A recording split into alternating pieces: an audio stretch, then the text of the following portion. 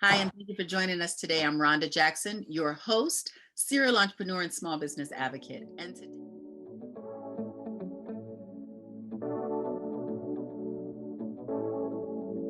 And today joining me is Sanjay Kucheria of Trinus Corporation, the CEO. Thank you for joining us today, Sanjay.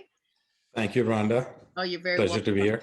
Oh, great. Well, considering where the world is now and the recent cyber attacks and what's happening, I thought it very befitting for us to let the emerging and established entrepreneurs, one, learn how to protect themselves, learn how to prepare themselves from a software and technological standpoint. And you're the expert that I know of. But for those of them that don't know you as well as I do, will you tell us a little bit about yourself and Trinus? Is a data analytics and cloud solutions company. We help companies transform their operations digitally so that they can better engage with their customers, improve their operations, and drive significant top line and bottom line growth for their organizations. I love that. And that's one of the things that the Road Recovery's entire platform is built on. It's built on sustaining, growing, scaling your business, and more so the emphasis on the sustaining now. So thank you again for being here today. One of the ways I like to start the show is I like to ask if you have one word that you would use to describe where we are now. Renewal, that's the word. Okay. So we've gone through 10 months, 11 months of a pandemic. The light is at the end of the tunnel with the first vaccines rolling out. It's time for renewal, personally, professionally, and as a community. Yes, the world needs that. The world needs, well, we're forced into it. There's no option, right? There's no Correct. option. And I know that in some of our pre-talks, we talked about the way that the pandemic or, the recent events that have happened, I like how you put it. You said, did it cause what's happening in our business or did it amplify? And so can you talk a little bit about the exposure that happens when a business is under the stress of external challenges? Yes, and I think what it does when we have these kinds of external challenges that occur once in a blue moon, thankfully, is that it does expose those underlying problems, issues we have glossed over, we've not considered as we are growing our businesses. And when something like this pandemic hits, you quickly find out where you are in terms of your operations, in terms of your customer engagement, in terms of the effectiveness of your delivery mechanisms when you deliver your product or service. All of this stuff gets exposed in this kind of a pandemic, and it has done that for almost every company in the economic landscape in the economy today. Yes. So then where would a small business or an entrepreneur start? So whether the size and scale of the business, or let me ask that question first. Do you distinguish the solution, whether they're small or whether they're large or medium? Not the software solution, but the approach, the methodology. I think the approach remains more or less the same. And I'll give you a perfect example. You mentioned cyber attacks. We had the biggest cyber attack this week on the US government as well as thousands of US companies. One of the most widespread attacks we've seen in memory, I think. So, for small businesses to think that they're somehow immune when you have such a large scale cyber attack going on is foolhardy at best. What is apparent, what is clear is that entrepreneurs and small businesses need to do whatever they can to protect themselves, to protect their businesses, to protect the data. Okay. And there are various steps they can take, of course. I mean, I'm happy to go into some of the steps they can take immediately to help secure the businesses so that they don't go down in flames because of a cyber security attack.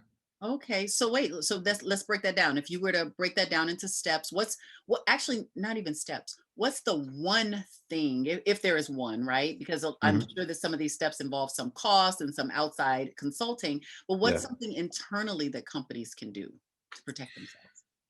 So I would say, I wish I could say one step, but I'll probably give you 4 or 5. Okay, let's go with the first one then. Yeah, so the first one I think I would say is if you're hosting your computer systems internally, this is probably a good time to consider moving it to the cloud. The security that a Microsoft or any Amazon Web Services or a Google can provide is far superior to what you could provide yourself. So I would say the first step would be move to the cloud. The Okay. second is to have security in terms of antivirus protection for your desktops or your laptops or for your phones, uh, s- equipment that you use in your business. Mhm. The third is to use common sense in terms of strong passwords, not sharing passwords, those kinds of things. Uh, Certainly is something that they should do. Mhm. The fourth, I would say, particularly with all the ransomware attacks and all the cyber attacks that are happening, is to have a strong cyber insurance policy in place. Oh, It's cyber attacks can cost tens of thousands of dollars, and you definitely need to have the kinds of policies that will protect you, okay. at least from a financial standpoint. Mhm. And finally, I would say backups and backups of backups. Okay. Have strong backups for your data and have a backup of a backup as well. It's a little, maybe it sounds a little too much, but trust me, believe me, if you have those backups, it'll protect you, it'll protect your business. I love that. Well, so first of all, the cloud, that has been a mystery just to me personally. And I think innately just because of the products that are available now, the iCloud and Dropbox and all those places, so you kind of move to those directions. But the antivirus also, I think a lot of us rely on the software that's built into our system. Are you saying that there's another layer that we should be adding to that? Yeah, if you're, in your business, if you're a local area network, if you have a network in your business, computer network, you got to have a firewall set up, so Nice. it prevents a lot of the attacks coming in. If something slips through because of a phishing email, your local laptop, your desktop should have very strong antivirus software that's updated frequently, Right. and should be set up to update, automatically as well, I would say. So Okay. those are the kinds of things, steps companies can take. Okay. But beyond that, what I would say in the context of cloud and all of that is, several years ago, we moved our email system from an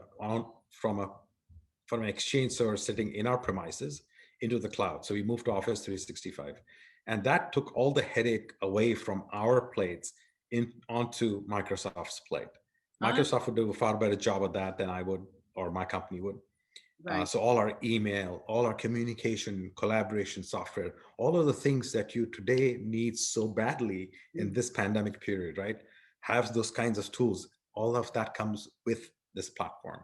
All on top of it. Okay. And then just as an understanding for myself and the entrepreneurs that might be tuning in, that is the service that you guys help businesses map out for themselves internally. Yes? That's correct. Yeah. Okay, I just want to be clear because I'm also offering, emerging entrepreneurs, established entrepreneurs. These are the resources. So companies like Sanjay or Sanjay's company in particular, is built and here to help, and he's on the road to recovery because he's supporting the sustainability that comes with, the recovery, right? Us moving on to the Correct. next and looking forward to that 2021. So I love that you broke that out. So then that looking at our existing tools and technology and where we are on or off the cloud, and hopefully after this video, if nothing else, everybody gets on the cloud. And minimizing that exposure, minimizing and mitigating that exposure, yes, is what you're recommending. That's What correct. you mentioned in our earlier conversation about some low-hanging fruit. What do you mean by that, or how does that relate to today's conversation? So I would say, just again, just going off of the cloud theme, I mentioned email sitting on Office 365. Then Mhm. you take your communication and collaboration, right? So email is communication. If I want to collaborate with my team members internally, uh, these days we use Teams, Microsoft Teams as a tool to Mhm. collaborate. So all our communication and all our collaboration now happens on Teams. We use SharePoint to store all our files, all our data. So, Okay. and that is all integrated very well with our Microsoft Office 365 subscription. Mhm. And what it does additionally is we use the same set of tools to collaborate with our clients as well. So now it's a very seamless platform that I can use for all communication. I can even make my phone calls on Teams. So Wow. I'm in fact getting rid of my voice over IP phone system, and everything is now sitting on Microsoft Teams. Nice. So it's a wonderful platform. Again, like I said, as you mentioned, low hanging fruit. That's really the low hanging fruit right there. To have that. And then does that, when you're making the calls and stuff, does that also integrate some sort of CRM tracking for you as well? Or Absolutely. yeah, Great point, Rhonda. yeah, I would say exactly. And it goes back to your point about, sustainability and resilience and all of that, and how you communicate with the clients in this day and age is it also comes with a Microsoft Dynamics, which is a CRM, hmm, customer relationship management software. yes, So you can actually store all your customer data there, all your contact information of your customers, and then be able to use that for all kinds of marketing programs, all kinds of communication yeah, ideas that you want to implement with them. In fact, in our company, we've relied absolutely on face to face, and that shaking hands and all of that. And now all that is gone, at least for the time being. So we are implementing more and more marketing programs to communicate with our clients, to let them know what's going on, yeah, to inform them about what's happening in the industry. And so we are publishing newsletters now that we did not previously. yes. So those are kinds of steps you can take if you've got the CRM platform as well. Right. So you even for yourself found opportunities to grow and expand and implement some things that probably were on your list. I'm sure having a newsletter was on the list, but Yeah. that see and where it actually fit into your customer communication process is important as well. So I love that. I love that you're a doer of your talk. You got, they say right in the industry, in our industry, the cobbler doesn't wear his own shoes. Yes. And so in our industry, we tell our advise our clients and we help them implement computer systems, but we don't really get around to doing it ourselves. Well, Yes. this year, everybody's been getting around to putting all these systems in place. Getting it done. That's nice. So Yeah. then developing this system and making the informed decisions behind what to use. I mean, Microsoft 65 Teams, that sounds like a very comprehensive suite of services. Are there other options? Is there, does that solution, is that a one size fit all for most industries and most types of businesses? I would say for communication and collaboration, that's a pretty good suite of tools Okay. that you get. They have a lot of different tools within that whole suite. But then there are other tools as well, like Slack, for example, for communication, etc. So collaboration. So there are all kinds of tools out there. Okay. The question becomes, how many different tools do you want to manage and get trained on, versus having a single platform and then not have to worry about it. And I think that's one of the challenges for smaller companies is how many different tools can you bring in and train your people on and make sure that they're using, and then the interoperability of those tools to make sure that they work with each other. So, I like to keep it simple and stupid. Hey, this platform, Microsoft Office 365, gives me everything I need. Okay. If I get 80 to 90% of what I need on one platform, I'll go for it. And then I'll bring a few other things if I don't find those features in Office 365. Yeah, I always find with products like that, I can't even exhaust what's already available before I outgrow it or need something else. So I like that you pointed that out. I love that. I'm looking at, and you touched on it just in your last comment, customer engagement. So you talked about platforms that are able to sync up with your customers, but also, are there any innovative or creative ways, even from a software standpoint, that would allow for more of those virtual handshakes? So I would say there are several options there. I mentioned Teams is one. We set up regular calls now with our clients. As we're doing a Zoom call Yeah. here, we'll do calls with our clients as well. We do internal calls. We do more and more. By the way, it's not just customer engagement; it's also employee engagement as well. So we do more and more calls with our customers, uh, more frequent calls, and it's funny now. It's easier to actually get them on the phone simply because as you're doing business with them, they also need to know what is going on Right. vis-a-vis the products or services you're providing to them. So it's actually easier. They're saving more time working from home because they're not getting in the car and driving us 2 hours a day or 3 hours a day. So Mhm. you're actually able to get the time with them. You're able to make it very targeted, take 15 minutes or half an hour with them, get on a video call like this, walk through the things you need to discuss with them, inform them a little bit about what's going on, That's let them know some new products or services you're bringing out, and it just helps the overall engagement process with them. And with the tools you have like Dynamics CRM and so on, you can track your customer conversations as well. So you can say, well, I spoke to Ronda last week and this is what we discussed, and hey, when I have my next call, here are the follow-up items I need to focus on. I love that. Okay, so then you are not only creating the innovation, you're filling these gaps or those bottlenecks that you mentioned in some of our conversation, but also you're creating a seamless environment that can be replicatable, which allows a company to scale because they have a model that they can take and put in New Jersey and put in Japan. I talked a little bit about some of the international conversations. So I guess that's my next question. Do these platforms also translate into some of those global and international opportunities for communication, for staying unified? You've the one word you used there, which is really hit the point home, is scalability. Mm. So these platforms actually give you that scalability, that agility as well, of course, the scalability to help you expand your business as you're going. And this is not going to be the case. This environment we are in is not forever. As I mentioned earlier, the light is at the end of the tunnel. We can see that in another 6 months, pretty much all of the country will be vaccinated. Another 6 to 9 months, I think the entire world is going to get vaccinated. So we'll be out of this. For those entrepreneurs and business owners who are thinking ahead, who are thinking ahead would be thinking in terms of the kinds of improvements in the processes they can make to engage better with the customers on the one side, engage with the employees better on the other side. All of those things become important. And the third leg of the stool is the partners you work with, your ecosystem of partners, vendors that you work with as well, right? So you can amplify your reach, your engagement through these tools. Going to the point of being prepared or ready Yes. for expansion internationally as well, I would say, as long as you build a foundation, as long as you've understood your processes and where the gaps are, and you fix those gaps, you fill those gaps, then you are setting yourself up for that kind of an expansion you want to do. And of course, when you do any kind of expansion, you take it step by step. You don't just go dive into the deep end of the pool. What? But those are I like the beginning.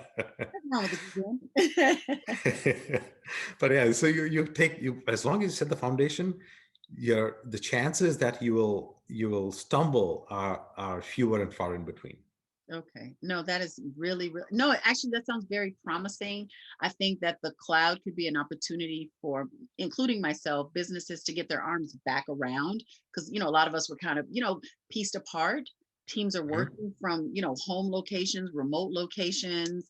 Yeah. Think of all the companies that allow their companies to, go to Barbados and go to Amsterdam. And so to still create that, community within your organization, even it is cloud only, that is wonderful.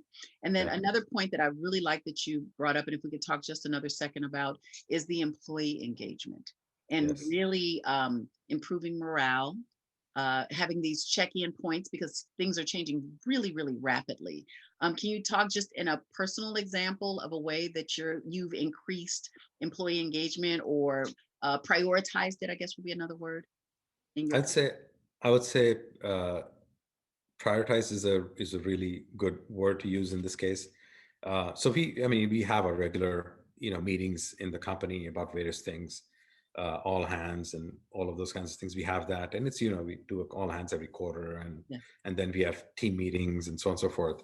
And we really, when we got into this whole pandemic situation, we looked at how we needed to change this simply because we're not seeing people face to face. Team members are not seeing each other face to face. Right. So we started setting up cadences of meetings internally in our organization. So every functional team had to meet every week. They have a certain agenda they meet on every week. They have a monthly meeting as well, and there's a different agenda for that. It's a longer meeting. So the weekly meeting might be about an hour to hour, 15 minutes or so, hour and a half. The monthly meeting is a couple of hours, a Okay. quarterly meeting as well. So we set up all these cadences of meetings for functional and then for the leadership as well. And what we also done in addition to that is to have very quick check-ins every day. Ah, Just a quick stand up, 5 minutes to 15 minutes long.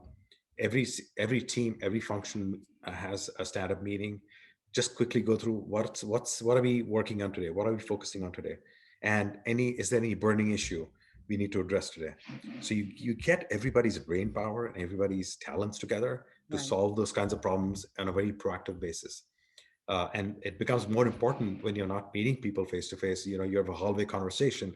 You don't have hallway conversations anymore. So Oh, this is the way to actually enable the hallway conversation. Have those stand-up meetings every day, 5 to 15 minutes. You start the day with that. Then you go through your day. Every week you talk about, okay, what was the week like? What have we accomplished? What are we planning for next week? Every month you talk about, okay, what are the gaps we found? Is there some training we need to provide? Let's have a training session on something. And quarterly, let's talk about a plan. What's our next quarter's plan? What do you want to accomplish? I So know that this is what we've been able to do.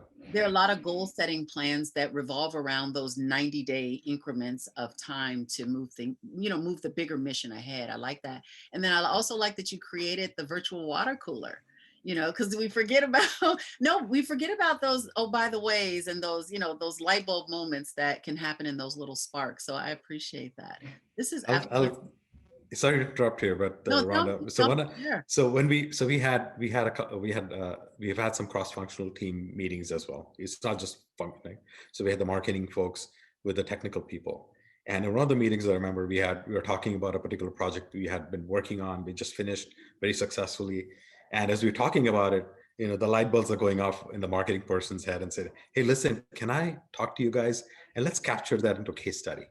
Ah, And now, we in the technical guys would just say, "Hey, we delivered a great project, fantastic. Let's move on to the next one." And right. the marketing guys that heard the conversation, and said, "Well, let's capture this and let's convert it into a case study, so we can take it to our customers and tell them, hey, here's a success story. Here's the benefit we provided to a customer, etc. And here's how you can benefit." Right? Yeah, the proof, the social proof of what Yes. you've done. And also the monumentation of, solidifying it on paper as a document that now that team member and that group can be proud of. So that's actually really significant. That's good. Yeah. Kudos to you. Kudos to you. So if there are people that have been not only enjoyed this conversation, but have identified gaps in Mhm. their organization and would like more information, what's the best way to reach out to you, Sanjay? Um, Email is best, Sanjay_Kucheria@Trinus.com. So we will actually include your contact info and your wonderful website in the description box below. And for those of Yeah. you that aren't aware, it's right below that little red button that says subscribe. So if you haven't done that yet either, please do that. And then Sanjay, let's make this actionable. The one thing that every person within the sound of your voice should do today is, Revisit 2020, do a postmortem, be honest with yourself, and then plan for a super 2021. I love that. Thank you for that. Thank you for joining us today, Sanjay. That's beautiful. Thank you, Rhonda. Appreciate the the platform you're providing to entrepreneurs like myself, to business owners, and the service you're providing to the community. That's huge in these times. That's fantastic what you're doing. Do appreciate it a lot. On behalf of all business owners and entrepreneurs, thank you so much. Thank you, Sanjay. Thank you. Thanks.